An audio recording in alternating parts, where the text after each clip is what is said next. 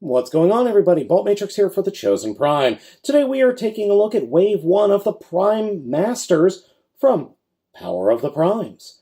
These figures are significantly smaller than Legends class figures. Here is Legends class Beachcomber.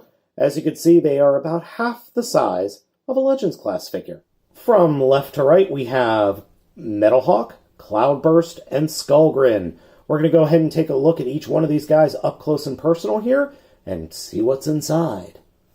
First up is Metalhawk, and he is a wonderful rendition of his Transformers Master Force version of this character. He transforms into a giant cannon simply by flipping down this handle, that has a tendency to pop off, and then flipping out the barrel, and that's it. That is his cannon mode. Each one of these figures has this amount of posability. Now, each one of these is also a pretender with a Prime Master within, and this one is Vector Prime. His ability is Time Travel, which is rather silly. Any Titans Returns Titan Master or Prime Master can fit in any of these new Prime Masters. Or, I'm sorry, not Prime Masters, and not Pretenders, but rather decoy armors. Vector Prime is a pretty cool little bot, well painted. His eyes are painted, his face is painted silver. Transformation into the Prime Master thing is the same as the Titan Masters, just folded over, and you have this little thing that is capable of time travel. Next up is Cloudburst, and the decoy armor we see here in the front is very reminiscent of the same character from the G1 Pretenders line. It works well. I love the coloring. Transformation is exactly the same. Flip up the cannons, flip down the peg, and you have this double barrel cannon mode for the decoy armor.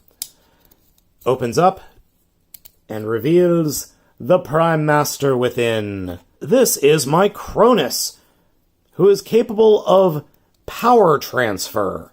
I'm assuming that means he can transfer power or the powers of one character to another. Again, it looks exactly like the Cloudburst Pretender Transformer, and he transforms the same way. And you have this little face that looks more like an axe than anything else. Last up is Skullgrin, who, next to Metalhawk, is my favorite decoy armor. He just looks so cool. I love the little skull and the little engine of destruction is what he looks like. His weapon mode is by far the worst. I do not care for the claw. If the claw was significantly longer, like twice as long, I would be fine with it. But now it just looks like somebody's going to hold on to him and just bash his face into the enemy rather than claw them. Also, the numbers that are molded on one side and painted on the other are really weird. Within Skullgrin is Liege Maximo, who, again, is the same color scheme as the original G1 Skullgrin Transformer. His ability is Trickery. The dude can lie. That is his ability. Actually, that looks more like a head than anything else. That's actually really cool.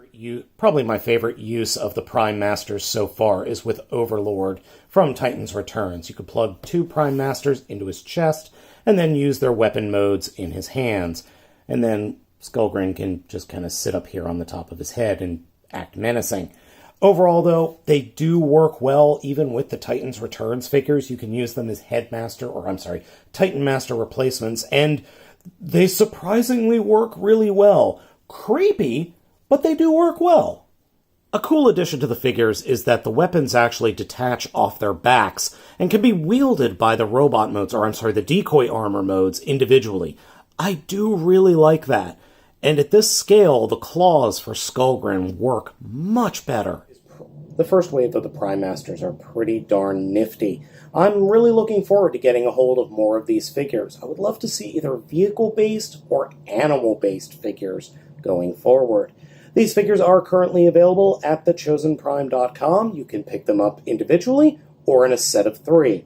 So gang, thank you so much for watching this video review. I'm Bolt Matrix, and we will catch you next time.